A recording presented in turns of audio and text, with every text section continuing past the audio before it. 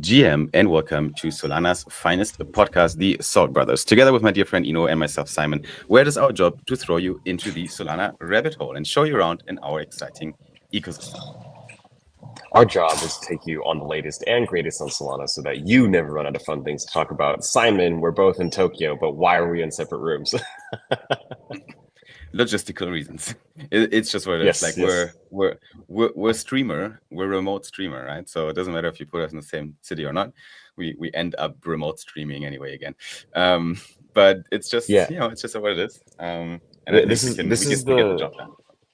Yeah, this is the reality of being at conferences, guys. It's like everybody has crazy schedules. Simon has a bunch of engagements. I have a bunch of engagements. And it's just like sometimes, despite best efforts, it's just like, we have so many different things going on. I mean, I'm sure, like, I barely even saw you yesterday. Like, we were in the same room.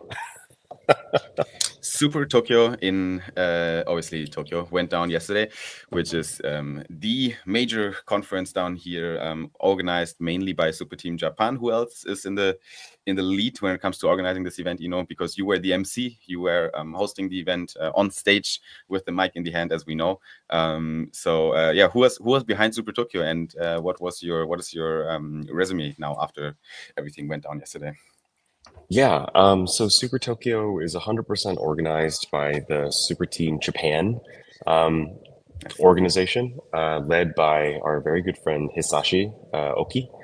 And I had a co-host yesterday. Her name is Sanamaru. She's a member of a crypto girl group, which I had never heard of before. It is a idol group where they sing Japanese pop songs about crypto. And she was a lovely co-host. And it was very much a technical challenge to do half the conference in English and half the conference in Japanese. I've never done that before, and it was definitely interesting. Yeah. I didn't understand shit because half of the time it was Japanese, but whenever Ino came, he was translating and giving us the English for the dummies like me. But it was a really interesting experience. Good teams on site, great people as always. I think Super Tokyo has been a success for everyone involved. I think that's from what I've seen. Really excited about it. The week's not over yet. There's more events in Tokyo, but we're not here to talk only about Tokyo and what happens in real life. No, we're talking about magic internet money. So let's chat a little bit about Solami, about markets, and what happened over the weekend. It's been quite a ride, not gonna lie. Quite a stressful time as a trader. If you're out there, then I don't even know. I don't have any advice for you. A bit lost myself. But what we can do is we can at least look at the charts and pretend to understand what's happening by looking at our fancy indicators and little numbers on the screen. So let's do that. Let's put up the chart here, and quickly dive into the Solana chart here. Maybe zooming out a little bit. Yeah. Go ahead. Before we go into TA, though, the markets might not be smooth, but Simon's skin is very, very smooth. And it's not the Japanese filters. Simon takes care of himself. He lifts weights. He drinks water. So that's why his skin looks so damn smooth. And if we can just say hello to a couple of folks of BM. And also we have a JM from Ben Liu. It's always good to see the Jupiter family here. Hi, Ben. Juno also says GM. Yes. Nick is correct. Mondays are always for the bros. It doesn't matter what time. Mondays are always for the bros. And did Ino say hajimashite watashi wa Ino desu? No, I did not say that. But I think the newspaper just means hello. My name is Ino. But the more important thing is like, what is your skin and care routine? Have you been taking like Japanese skincare while you've been here? There's these reels on Instagram where like the woman disappears for like 2 hours in the bathroom, and then the man is like on the bed, and he's like, what is the woman doing in there for all that time always? Like it's like a mystery, we never know what they do. And then they come out and they're like all moisturized and they smell and everything. And then I think like what I go in there, I take like 5 minutes, I come out again, I put my undies on, and I'm done. So that's my routine. I just use fucking water and some shampoo to clean my body, and I do this every day. Sometimes even twice. And that's pretty much it. I think it's more it might come more from the inside. So meaning, I try to avoid too much processed food, which is actually not easy in Japan. And I try to hydrate well and don't drink alcohol, obviously. And I don't smoke cigarettes, only shisha, which is much more healthy. not. But yeah, I think it's a lifestyle thing, hopefully. Yes. Sorry. So again, your skin is very smooth, but as you correctly pointed out earlier, the markets are not smooth. Very choppy, super confusing. What's going on, Simon? Not a smooth sailing right now at all.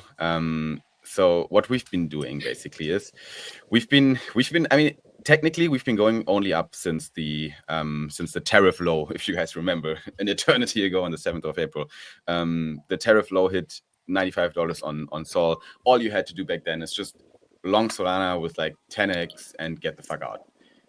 That would have been the playbook, right? But instead, we're trying to fucking micromanage here, and so like that's one lesson. I think that's the only lesson I want to give here. Sometimes it's good to just use a low leverage. 10x is probably even too much. Use a low leverage or no leverage, and just hang in there, because right now we're in only up season. If you look at the chart without all the fancy indicators, you see that we're making higher lows and higher highs, and we're climbing up the ladder here. So the market is still recovering. We're going up. Bitcoin dominance is going down significantly. There's another metric called others, which is the top or all the cryptocurrencies excluding the top 10 tokens versus Bitcoin in relation to Bitcoin. So all cryptocurrencies excluding the top 10 versus Bitcoin. As you can see, we are quite low on that metric still, but we are making higher lows here in the weekly chart. And we have a long way to go to 0.5, which was the high we hit in 2022. That means basically we can always do a 4x here on the market caps of all kind of micro cap tokens or medium cap tokens, excluding the top 10. Right, this is that could be the altcoin season everyone is talking about since, well, a year, right? Anyway, looking a little bit closer to Solana right now, and explaining what happened in the past couple of days. There was Friday, you saw that big pump we had on the 22nd of August here. I don't know if you experienced this. You were in the middle of the Tokyo craziness, but Solana definitely took off back then. And we recovered from the sideways kind of consolidation to the downside here that we were in since the August 13. So I think we hit this wave 2 low here at the 0.618 fib level, and from there we started a explosive or impulsive wave to the upside, a wave 3 that we're in right now, right? And that larger wave 3 consists of a sub count, which is a 1, 2, 3, a 4 that we might have already reached, or maybe we could pull a little bit lower. We don't know that right now. That's where we're in right now. And then we could go into a higher high. That pump here was Jerome Powell saying rate cuts are cool, finally. So basically he gave us he allowed us to pump. And then I think over the weekend, when markets are usually a bit more quiet, the volume was still pretty, dense, because obviously this big pump made a lot of people front running the Monday open, which happens today. Right now, Monday, US markets are still closed. It is midnight it's like somewhere around midnight in US. In New York, it is right now 1 a.m. And that means the people started to long over the weekend, but now we had a little flush out here prior to the market open on Monday. So again, a little pullback. That's what I meant with choppy, a lot of sideways, a lot of volatility here in the charts, very easy to get liquidated. So yeah, stay safe out there, but the trend seems to be up. We might make one more low and then turn up again, or we already did that low here in an A, B, C, and we go up from here. So that's my reading. I could continue with a lot of more gist to all this stuff, but I think for now, I leave it there. Does it give you a little bit of insight and comfort that again, what's happening on the charts? Yeah, actually, one thing I'd also love to discuss, because I know that you pay a lot of attention to this, is our very good friend Jerome Powell. So what can you tell us about the rate cuts? Yeah, so I think we were kind of anticipating something. Trump was always pushing for it, but Powell was a bit hesitant the past weeks in announcing anything regarding rate cuts, right? So the market that's why we were sideways down all the time, because we didn't know exactly what's going to happen. Rate cuts are always pretty bullish for cryptocurrencies and all risk on assets, because obviously if rate cuts happen, it gets cheaper to borrow capital, gives more liquidity into the market. And it's also usually pushing down the yields on competitive assets like bonds compared to risk-on assets. So people are more likely to, put their money again to risk-on assets, because everything else offers a smaller yield. So Paul kind of made that move now on Friday, there was an FOMC meeting, and he said that in September, there's most likely rate cuts happening, and maybe even more this year, right? So these kind of indications, they lead us on this path right now where we're on, where people are pricing in these rate cuts now, right? So that's a classical scenario of, basically buying the news and then selling the actual event. So when the rate cuts happen, I don't think there's going to be a pump in September because people are pricing that in right now. That means leading up to the rate cuts, we could see a bit more volatility also to the upside. Yeah. So it looks like alt season might finally be here, or this pump I don't want to say is all we got. Nobody knows. But we do try our best to pay attention to what's going on in the markets. And in a sense, I feel like you kind of called this, Simon, because you had been paying attention to the rate cuts conversation for a very long time, and hopefully you positioned yourself well for the announcements by Jerome Powell over the weekend. And yeah, it's been good to see salami pump currently at $204. 100%. Yeah. That is indeed very good. But luckily, prices are not all we have. We also have good tech on Solana, and tech is evolving. Tech is making progress, and also updates are potentially incoming. It's already pretty safe to say that there will be a pretty major upgrade, to the Solana blockchain. And I thought we can use maybe the time today to talk a little bit about that update and explain people in simple language what it's about and its significance to the ecosystem. So, why don't you give us a little bit of context of what I'm referring to here? Yes, absolutely. So we now have a vote coming up for SIMD 0326, aka Alpenglow. And Alpenglow is an evolution of the Solana protocol. For folks who know about Solana's architecture, there are two things that distinguish it more than any other chain. Well, at least historically, right?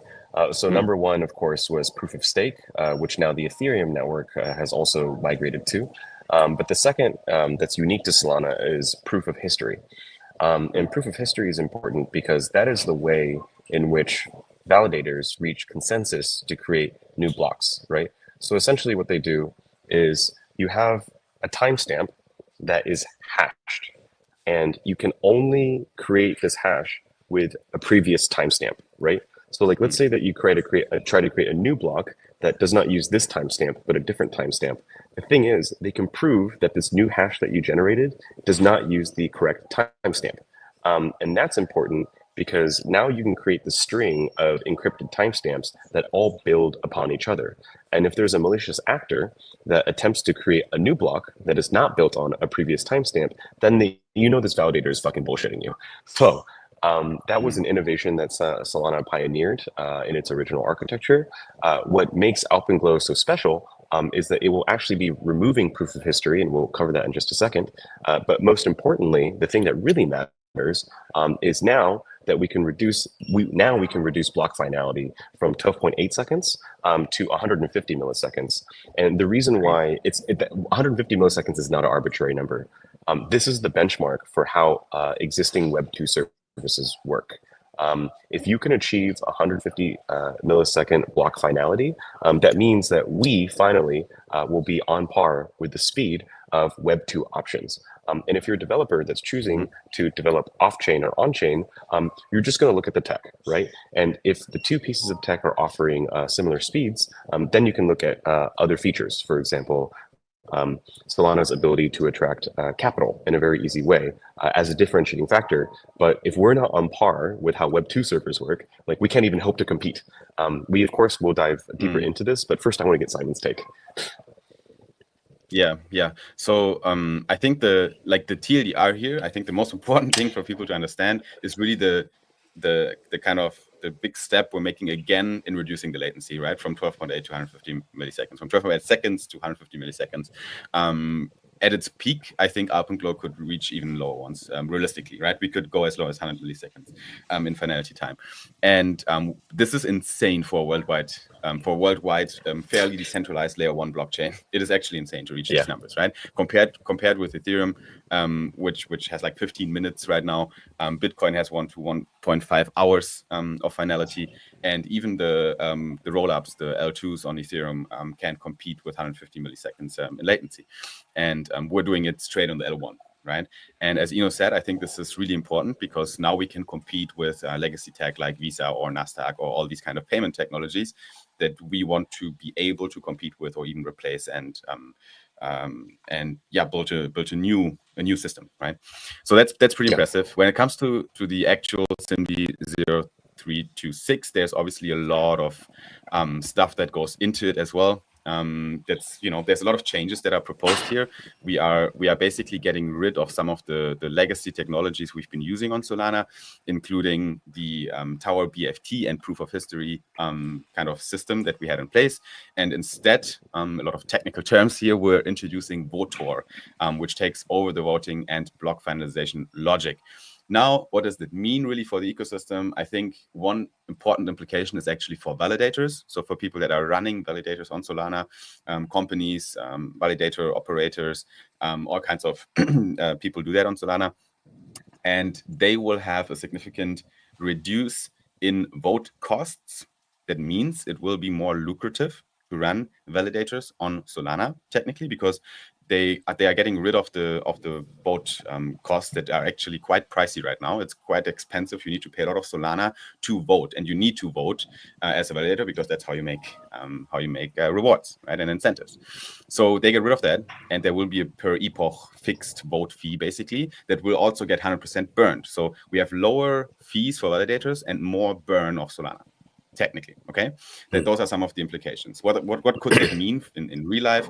Well, it means more validators can survive, more validators can be born and spun up. This could improve decentralization across the whole world, hopefully. And additionally, I think the burn is also an interesting mechanism here, because if we increase the burn, that indirectly also impacts inflation or has like a deflationary effect on Solana on Solana as a token. So those are some more qualitative takes I have on all these updates. Right. And so just to dive a little bit deeper on, I think one of the key points of technical key points of Alpenglow, and you touched on this very nicely, is that validators pay vote costs. And Simon, why do validators pay vote costs? What are they voting on? Basically, transactions, right, and the consensus. There needs to be we need to reach consensus on Solana to create our truth, and the truth is transactions that are being passed through, right? And there needs to be an effort, there needs to be work that needs to be done, and in this case, it's a value effort that needs to be paid to take part in these transactions. Yeah, 100% correct. But the problem with this is if you have 1,000 or more validators all around the world that are paying these vote costs on chain for all the transactions, the blocks, you're congesting the network significantly. Simon was talking about, touching on the economic cost to a validator. And that is a real issue, especially if you're trying to decentralize the network more and get more validators on board. That is an issue, right? But another thing to consider is also the technical implications of having all of these vote transactions on chain. And so what they've opted for, and this is super key here, is all of these vote transactions will now occur off chain.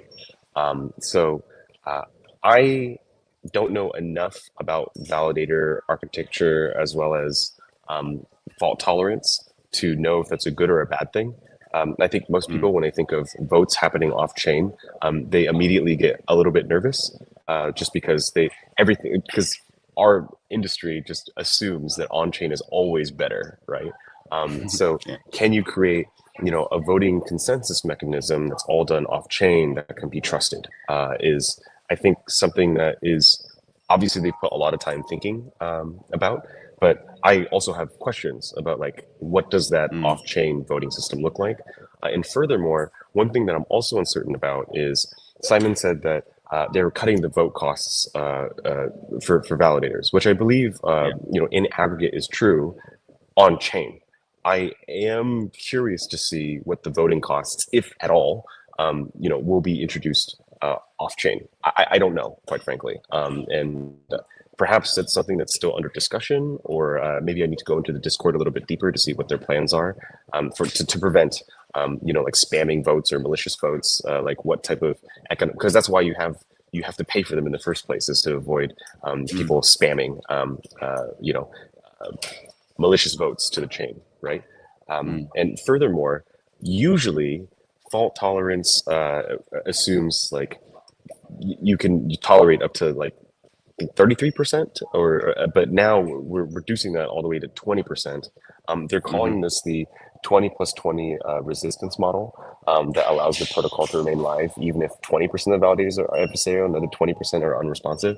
I also want to learn mm, a little bit more about this, because this kind of breaks my mental model for what is the acceptable number of malicious mm, validators, as well as non-participatory validators. So that's not an issue that we have with Solana right now, but and I usually don't care about decentralization in the same way that Ethereum maximum would be. I feel like sometimes ETH mm, heads can be, decentralization at the cost of everything, even usage, right?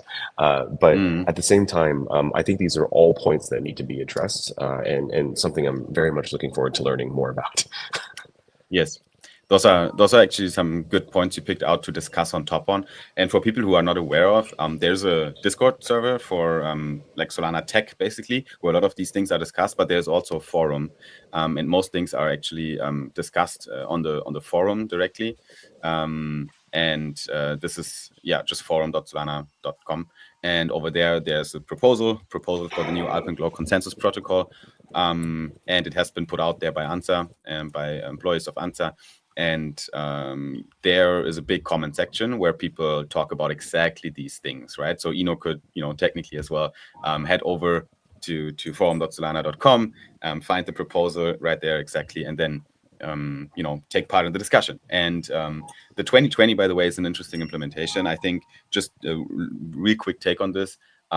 It's always a push and pull, right? It's like a balance play here, because on the one side you want decentralization, sure, and you want a secure network, so that would, like, as high as possible the rate of agreement, right? But then you also don't want to pause. You want to be efficient. You don't want the network to go down.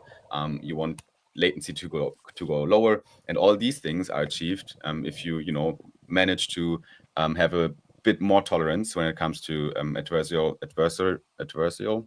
people that vote differently, and people that maybe abstain to vote. So 2020 is supposed to achieve that, and I think the values are set to 20% only each, to make sure that the majority is still in favor of that vote, right? So there's this kind of a democratic system still, right, if 2020 persists. So yeah, that's Alpenglow, ladies and gentlemen. It's not done yet, right? The discussion is still ongoing, but we are literally right now in the process of getting this through. Actually, the exact timeline should happen quite soon. I'm pretty sure that the epoch 839 is the epoch when votes actually happen, and right now we're in epoch 838. So yeah, in the next days, next week basically. This week actually we're gonna do it. We're gonna vote on Alpenglow, and next week we can already talk about the results, most likely. Yes, I actually did not think when we first started Soul Brothers that we would be talking about Solana improvement documents.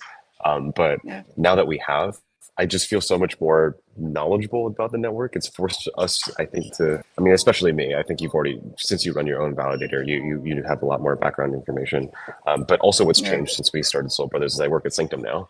So it's kind of like we both are having these really fun discussions about the validator world. And I think, Yeah. when I was in stablecoins, like I certainly was not paying attention to Solana improvement documents. I promise you that. I was much more concerned about like DeFi, new protocols, new stablecoins, and how are they Mm. incentivizing the liquidity for those stablecoins. So it's just really interesting that we're covering more of the tech. We first started by almost like avoiding the too technical bits of Solana, not because we weren't interested, but simply because we felt like that was sufficiently covered by podcasts like Lightspeed, for example. But now, as we dip our toes a little bit deeper into Solana. I've been actually having a lot of fun trying to break down these very complex concepts for a wider audience. In a way, I hope that's Mm. entertaining. 100%, yeah. But it doesn't mean we can't talk about protocols. We also talk about protocols, and we have some news. What's on the agenda? What's next? What are we going to touch on? Yes. So what's on the agenda today is this new feature that's been released by Jupiter Portfolio. And essentially what it is, it's a yield estimator. Now, of course, you previously could go to Jupiter Portfolio to see how much money you have made on a single position. What makes this super attractive, as you can see through this UI UX, is that it tracks all of your DeFi positions, as well as the APY that you're earning on average across all of those positions based on size, as well as the how much money you've made so far. So like that is absolutely amazing. Jupiter Portfolio is continuing to ship new platforms as well as new DeFi. I mean, this is really difficult work, especially when Guillaume was the founder of Sonar Wash, who was acquired by Jupiter to create Jupiter Portfolio. It's just amazing to see how quickly he's been able to scale out DeFi portfolio tracking with Jupiter as opposed to without Jupiter. 100%. I mean, they're shipping features all the fucking time. It doesn't stop. It doesn't stop. Make it stop. It's hard to keep up. Don't make it stop, because we actually love these features. The yield estimator is so cool. That's like a good example of building shit that people actually need. Because it is really useful information to know. Okay, how much do I actually make in a year if I keep my position open? These yields are never going to be secure. Okay, so don't expect this to be like don't fucking go to Jupiter Portfolio after 1 year and tell them, you told me I get this much money, and it didn't happen. It's a yield estimation, right? It might be different, but it gives you a good understanding of, okay, how much do I actually make with my positions? So really cool feature introduced by Jupiter Portfolio here. What else do we got? Do we have more? Yeah. In addition to Jupiter Portfolio, one interesting development in the Jupiter world is, of course, Jupiter Studio. Jupiter Studio is Jupiter's answer to the token launchpad wars. Everybody is trying to earn fees. It's a very lucrative game. Sometimes people are earning more than $1 million a day. I'm sure Pump is earning even more than that a day. But the point that I'm trying to make is that Jupiter has launched Jupiter Studio, and the premier token of Jupiter Studio that has been pushed not only by Meow, but also Vasi Lawyer is Uranus is all over the timeline. So this is an extremely long think piece about how Uranus represents the best of the Jupiter Studio products and like what it means exactly to have, let's say, I wouldn't call it a creator token, but a token that represents the values of a community. With Uranus specifically, it seems like mostly like a joke coin, from what I understand. But I don't know. Have you? What are your thoughts on like Jupiter Studio, as well as like how heavily that they're pushing Uranus? I mean, the joke is obviously I'm working. trying not to laugh. Yeah. The joke is working. The meme is working. That is, I think, one of the big reasons why, like, it gives a good platform to create content about it, right? Like the meme is really good, but also Jupe Studio is super active, right? Like the people behind the whole uplink content mafia, all the creators of Jupiter, including ourselves, Bussy Lawyer, like so many people are, and Meow, so many people are really, really focused right now on Jupiter Studio and pushing it. Obviously, this has to have some sort of effect, right? And it does. And Uranus, I think they always wanted one runner, right? They always wanted to have one rising star, and Uranus is that rising star. Yeah, sounds wrong again. But this is basically what's happening here, and that's why they back it as well so much. Because once it started running, obviously now the momentum is there, right? Once a meme has momentum, the number one priority you have as a meme creator, as a CTO, I think Meow also is allowed to do that, because he obviously has big incentives to make Jupiter Portfolio successful, and he needs runners. Like the main priority for you is to keep up that momentum. And the biggest problem all these memes have, especially in Solana right now, momentum lasts for 2 minutes, it's gone, it's over, right? And Uranus has been able to keep up the momentum for weeks now, which is actually pretty insane. Like it is really interesting to see how Uranus is flourishing. Yeah, the meme is really good. But yeah, I think my takes those are my takes on Uranus. Are you going to buy Uranus? Um, I think I already did, but I might have taken some profits here and there. So, but yeah, I've been going in and out Uranus You took already. profits on Uranus. I did took take profits on Uranus. Yeah, not mine. It actually is. At first, I thought that Uranus was, I mean, just super childish, quite frankly. And like, come on, guys, like we're building, Yeah, the future of finance. But and now we're honestly, here, there's bro. no Now we're way here. to Look at use us. Uranus without it just being legitimately funny. And of course we have also. I mean, I'm not a part of the Uranus community, but I do agree with Vasi Lawyer when he says Mm. that the community has been relentlessly pounding away at Uranus. All right. Next up on the agenda, we need to stop this now. Yes. Next up on the agenda is what exactly? What are we looking at? Yeah. So I think that there's a little bit of confusion now over Jupiter's products and services because Mm. there's just so many different features verticals that they've launched. And so our very good friend Marino has created this graphic which really succinctly explains all the different products and services that Jupiter is working on. So just to go through a few of them, of course, we have Jupiter Verify, which helps you verify the correct token that is owned by a team as opposed to scam tokens that are copies of them. Uh, we also have Jupiter Portfolio, which we just reviewed, a beautiful way to see all of your DeFi positions across the ecosystem. Jupiter Mobile, which is their wallet product, as well as Jupiter Development Terminal and Jupiter Lock. We have Jupiter Studio, which is their token launchpad, Perps, which is a money printer, of course, Jupiter Lend, which is the most advanced money market on Solana, Alpha Scan, which allows you to see which tokens are organic versus which tokens are owned by a bunch of ruggers. There's, of course, Jupiter Pro. Man, I'm forgetting what is Jupiter Pro. I actually kind of forgot a little bit. I feel like Jupiter Pro was Jupiter Pro is their token terminal where you can kind of find new run. Yeah, go ahead. What is Jupiter Pro? Yeah, It is that's their exactly it it. is It is the token terminal. It's the bird eye deck screener, whatever you want to call it, of Jupiter. And it's actually really really useful, and a lot of people are using it by now. To get yeah. insights on tokens because it includes things like the organic score that they came up with, right? You can Mm. instantly swap using Jupiter on that page directly from there. So yeah, Jupiter Pro definitely one of the most used products, I think. Mhm. And we also, of course, have Swap, DCA, and Trigger, which are the core features of Jupiter that make it what it is today. Without Swap and without Perps, Jupiter would not be able to pay for things. Exactly.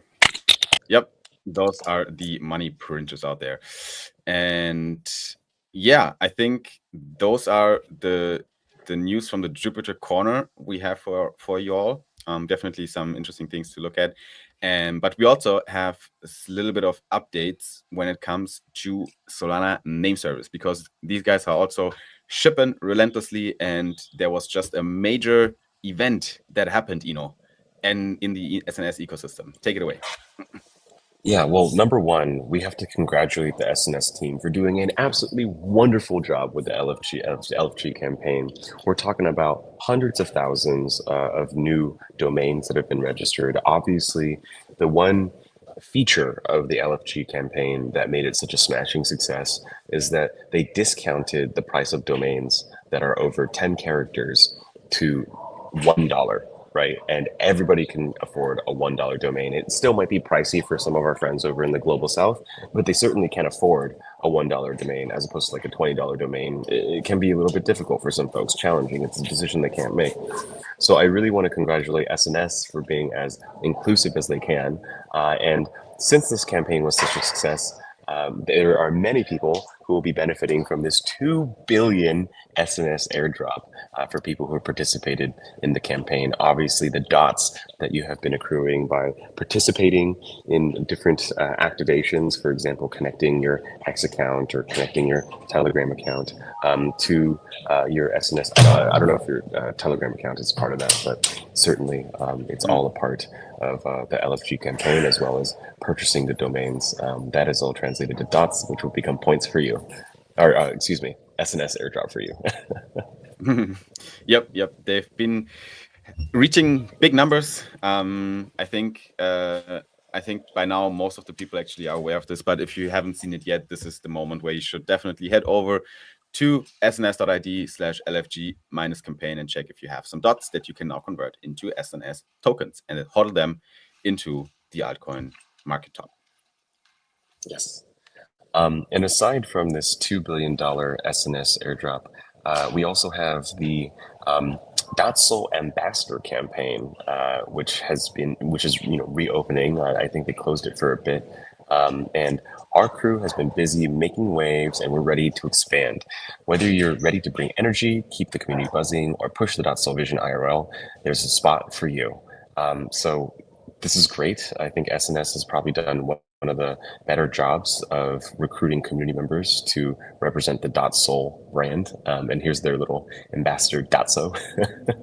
And you can go over to this website to claim your spot to become a Sol ambassador. This is obviously going to be a type form where you can share, your own personal information, and they'll get back to you on whether or not you can become an official Dotsol ambassador. Yes, sir. So if you are interested, then get in touch with the team. Because I think especially in different locations, it makes sense, to be a local ambassador for SNS.sol domains, which is a very easy to explain product. I think very good product to, bring out into your community wherever you're based, because people just get it. Replace your pub key with a .sol name. I know so many people who use .sol as a part of their username or even their handle, right? Like, for example, w.dotsol without even being like an SNS ambassador. They don't need to get paid to do that because they actually really enjoy using .sol in the same way that a lot of people add .eth to their handle. It's such a core part of being a part of the Solana community. There's so many folks that identify themselves that way.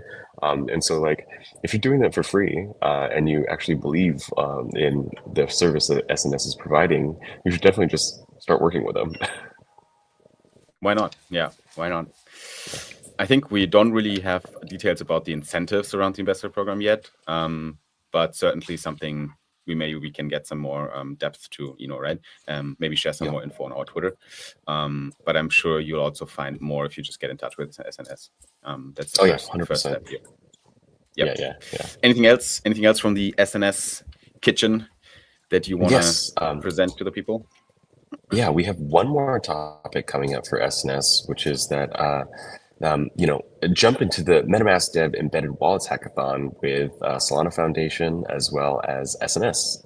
So basically, there's this account called HackQuest, and they're announcing the MetaMask Embedded Wallets Hackathon. And thanks to obviously MetaMask and Solana Foundation, they're working with SNS for this $23,000 prize pool. So if you're a developer looking for a new challenge and the chance to win a share of $23,000, this is the hackathon for you. Nice. Wallet tech. So check it out. If you're planning to embed wallets in whatever you're doing, chances are high that you do, then definitely check out the hackathon. HackQuest is the handle on Twitter, and you will find the post right there at the HackQuest timeline. And I think this is, what they wanted to achieve was you could use MetaMask's embedded wallet product in your own product. And then that whole experience would become seedless. So you don't need to write down like a string of numbers, for the embedded wallet. And instead, you can use, some combination of social ID, whether it be Google or otherwise, to log into your product. And thanks again to SNS for that prize pool. Account abstraction tech has been around a while and makes the user experience much more seamless for people signing up to crypto apps. Not gonna lie. Right. And to cover our our last piece of news, Simon, timeline reaction for this week. Um, this happened yesterday. A bit insane. There's a Bitcoin whale that sold 24,000 BTC, about $2.7 billion worth, at a single clip, right? He didn't bother trying to DC it over time, or even waiting for the market to be a little up. Yeah, they just sold $150,000 worth of Bitcoin, 150,000 BTC. Um, oh no, they still hold Wait a second. 150,000 Yeah, BTC. yeah, yeah. That's a Jeez. significant difference. So Okay. okay, yeah. To roll it back, I do that Oh one more time. Jesus Christ. Okay. This whale sold 24,000 Bitcoin, which is over $2.7 billion worth of Bitcoin in a single clip, as you said. And the market tanked $4,000 in minutes, which is ridiculous. It just tanked $4,000 because one guy just push the sell button. And the problem here is that according to BTC Archive, the Twitter page we're looking at right now, this whale still has over 150,000 BTC worth over $17 billion. And I don't know, like this one person has technically enough firepower to move the whole market, and he did already, or she did already, or they did already. And it's pretty wild to think about that. That this person has so much power to move the markets. I think that's actually very dangerous and not good at all. It is a big problem. If I wouldn't work in crypto right now and I would look at this, I'd be like, oh fuck that shit. Crypto is a scam. Because being honestly, like this is dangerous. So much firepower in the hands of one wallet. It's tricky. That fucker liquidated my BTC long, literally, because he sold his fucking bag. And he didn't even sell a big portion of his bag. I don't know. I think this is difficult. I'm difficult to really curious what was going on in this person's head. Are they unsophisticated? Are they an asshole? Or were they... There has to be... I refuse to believe that this was complete ignorance. There has to be some reason why they did it this way, especially on a Sunday, right? Where nobody's really paying attention, price is not pumping. There have been other opportunities where you could sell very easily into the greed. In fact, like Bitcoin has been nothing but greed this year because it's been pumping like a mother effer. So I just don't understand the logic behind it. And so there must be some sort of hidden motivation, or it could just be something as simple as this guy is on drugs. He does not give a shit. He knows he's rich. And he was just like, I'm just going to sell 2.7 billion. Yeah, I mean, we can make up a lot of things right now, guys. The honest answer is nobody really knows what happened. Yeah. Could be because like it's all assumptions, right? Like maybe the guy is anticipating altcoin season and he's like, okay, Bitcoin is going down. Like when I saw the charts today, I was like, what happened? Like, why is Bitcoin dropping $4,000 while Sol made 2% plus? That normally doesn't happen. Like it's a big, So I was a bit confused. So this explains it, by the way. But I think he could have just waited a week, and he could have made multiple $1 million more. Because I don't know, I don't like looking at the charts right now. I don't think Bitcoin is going to go down, but who am I to say? We might see. Maybe we're seeing lower prices now in Bitcoin. Maybe he knew something we don't know. Like these are all maybes. We can speculate a lot right now here, but the honest truth is just that we have no idea who that is and why he is doing these things. But what we know is that it's dangerously large when it comes to the allocation he's holding in Bitcoin. 17 billion worth of BTC right now at current prices. And he only sold 2% of it, 10%, 5% of it. That's pretty dangerous. Yeah. I'm scared. So, do you know if he sold it into like a stable coin, or like how exactly did he cash out? I'm a little confused about how exactly that works. If you sell such a big amount of Bitcoin on the market, then it was some sort of exchange, probably on Binance or something. I actually have no idea. If the post didn't say it, I'm pretty sure it was just a swap to euro, dollar, whatever, probably to dollar on a centralized exchange in a single club. Normally you do these deals OTC or something. So I don't know what happened. Yeah. Yeah, well, I don't know why you would even sell it on the market. And I feel like there's a lot of people who are trying to accumulate BTC over OTC anyways. So he clearly would have been able to... a buyer, yeah. easily, He could right? have. Like any of Yeah. these digital asset treasuries that are trying to accumulate more BTC, like they would have just they'd be happy to buy his Bitcoin, off market. But yeah, no, this is all just very strange, interesting, and maybe he's just dumb. I have Mm. no idea. And as you said, nobody really knows. I do want to thank everybody for coming to this week's Soul Brothers podcast. Obviously, this is a little bit shorter than usual. That is my fault. I'm currently on cell phone data. And actually, I have just gotten a text message that says I have 20% data remaining. Yeah, perfect. If we continue this podcast for a little bit longer, I definitely will be hitting my data limit. But I do appreciate you guys for tuning in. And yeah, we'll catch you on the next one. Thank you so much. See you next week when it's time again for Soul Brothers. Until then, you have a good week. Peace out. Bye bye. Thanks for being part of this journey. See ya.